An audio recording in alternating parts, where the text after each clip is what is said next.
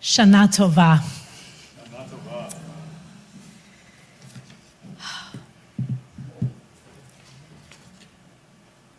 Tis a fine night for stargazing. I love Kol Nidre.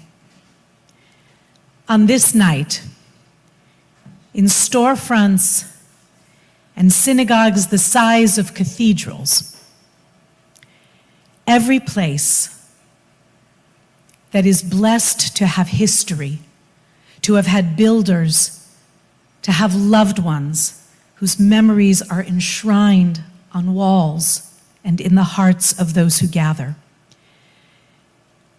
In every place that Jews gather tonight, the lights are on. It is the only night of the year that these twinkling lights shine, each one in a firmament of memory, a firmament of love, creating a constellation of holiness and light and love and a legacy that is so precious. In some synagogues, candles are lit, and that's the only light there is, casting shadows and twinkling lights over all who are present. This is a night for stargazing. And well did a young woman who blazed across the sky and then was no more. Well did she know the power of the stars. Chana Senesh was born in Budapest. She became a Zionist and immigrated to what was then Palestine in 1939. In 1943, Jewish agency officials asked Chana Senesh to join a clandestine military operation. She became a member of the Palmach and participated in a course for paratroopers. In March 1944, as many of you know, she was dropped into Yugoslavia in order to aid anti-Nazi forces. Yamach Shemam. Chana was captured in June of 1944 after she entered Hungary, and she was sent to a prison in Budapest, where she was tortured. But Chana Senesh would not talk. And so Hungarian authorities arrested her mother and brought her to the same camp. Both women remained silent. They communicated only by small eye gestures and a few facial expressions that told each other, "I am here for you." Chana was given the chance to beg for a pardon in November 1944, but she chose death by firing squad.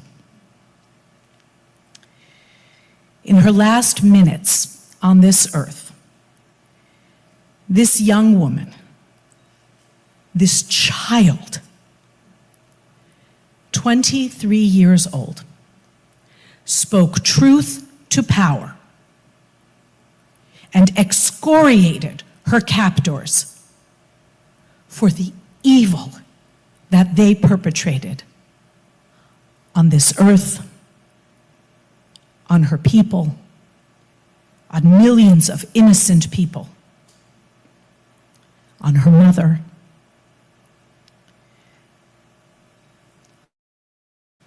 Because her final words were so powerful, she too was excoriated by her captors. Shamed, I hope, by this child who knew her purpose in her short life. Chana Senesh refused the blindfold and died. Chana's mother was instrumental in keeping her daughter's memory alive. She published Chana's diary, poetry, and plays. In 1950, Chana's remains were buried in the military cemetery at Mount Herzl.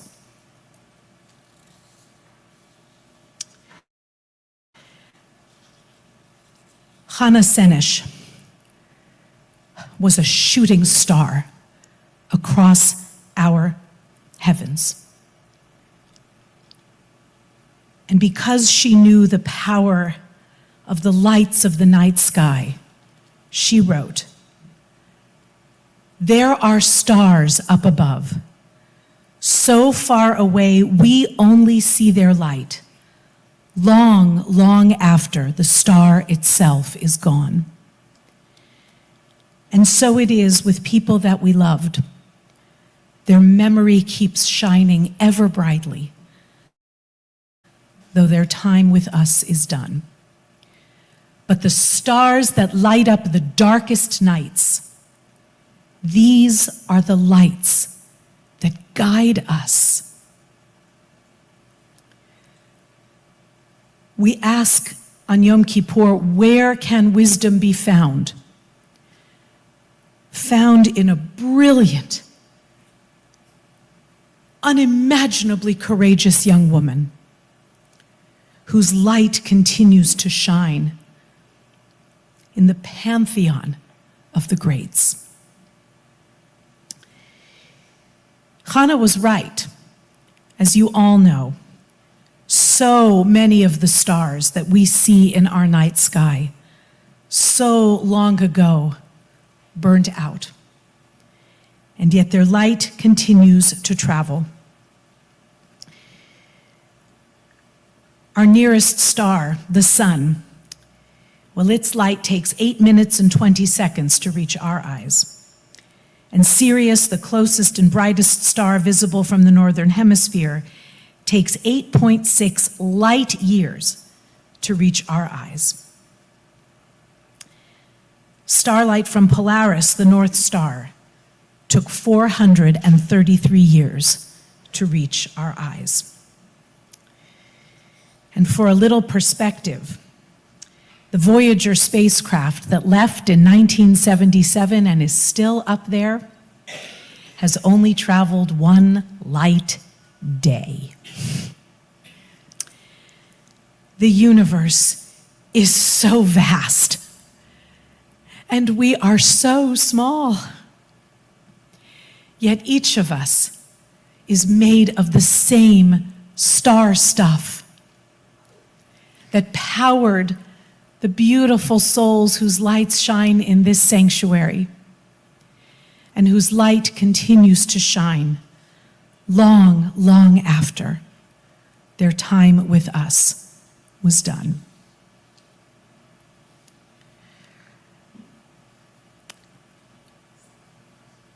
Our forefather, Abraham, before he was even Abraham, when he was just still Avram, but was called by the Holy Presence to leave the land of his forefathers and go to a place he did not know. He had a vision. And in this vision, God took him outside and said, "Look toward the heaven and count the stars, if you are able to count them.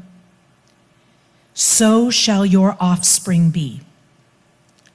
And so in Genesis 15, Abram put his trust in the Holy One. And after Abram and the divine presence made their initial covenant, the sun was about to set, and a deep sleep fell upon Abram, and a great, dark dread descended upon him.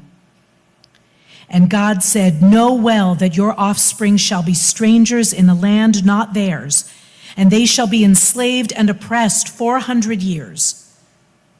but I will execute judgment on the nation they serve, and in the end, they shall go free. It is not an accident that in our great literature, Abram is brought outside to look at the stars, and that in a deep, dark dread, he is given the hope of salvation.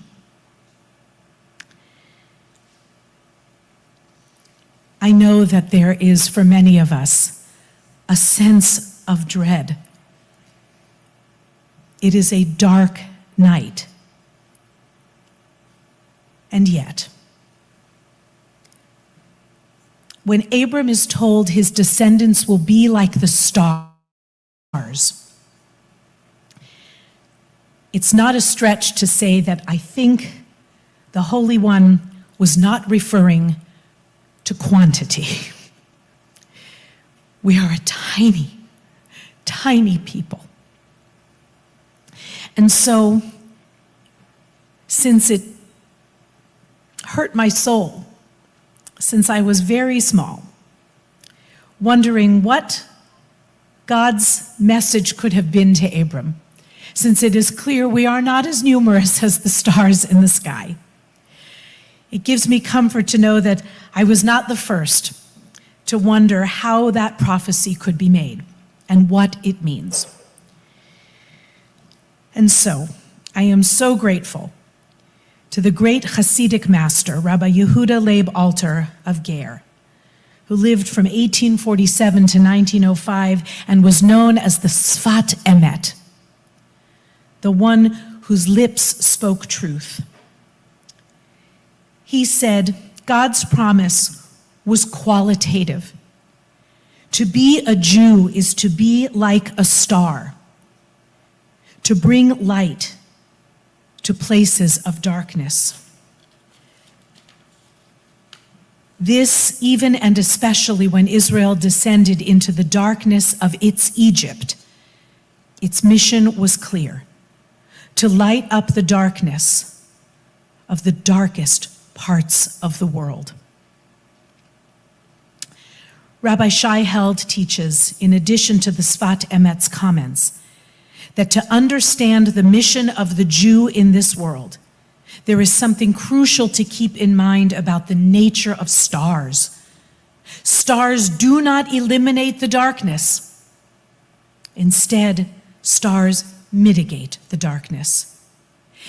They don't turn the world into a palace full of light, but rather find ways to shed light in places that otherwise would be consumed by absolute darkness. We need to be careful of the fantasy that human beings can somehow remove all the darkness from human life. Such notions are fleeting at best and possibly dangerous at worst. But we can. And to take the covenant between God and Israel seriously is to affirm that we must, each of us, bring light into otherwise abandoned places, to bring flashes of meaning and companionship to places otherwise overrun by heartache and devastation. No one star alone lights up the night sky.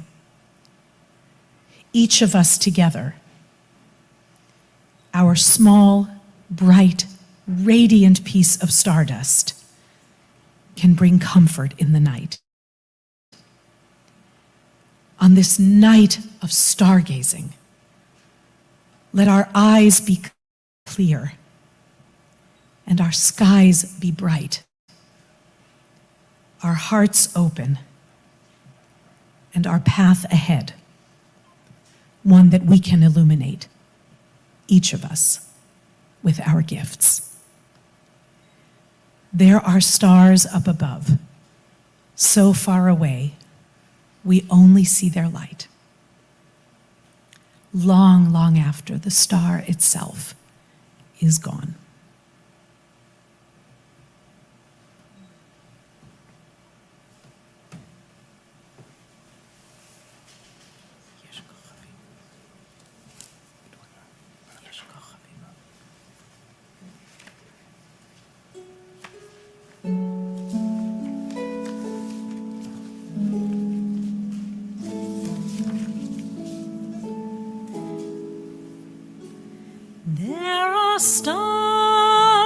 above, so far away we only see their light, long, long after the star itself is gone.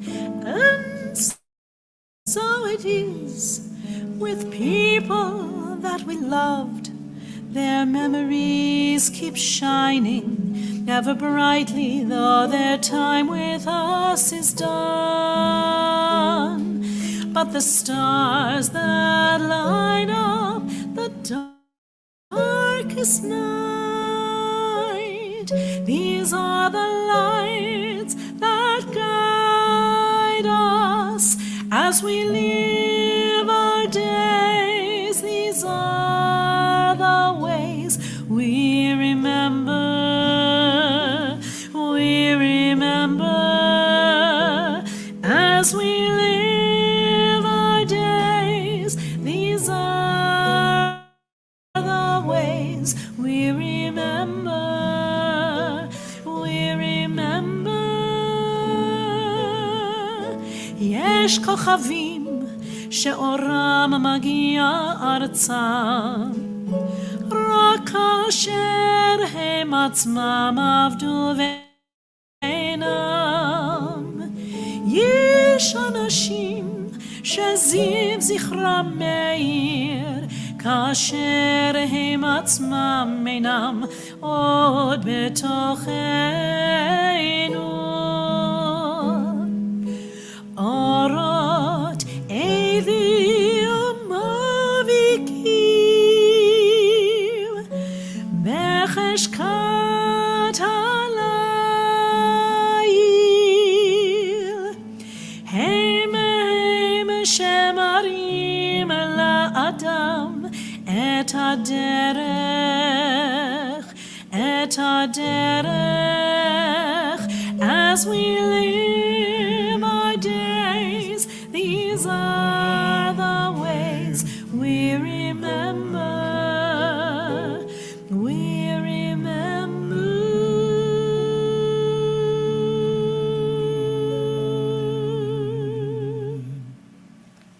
Shana Tova.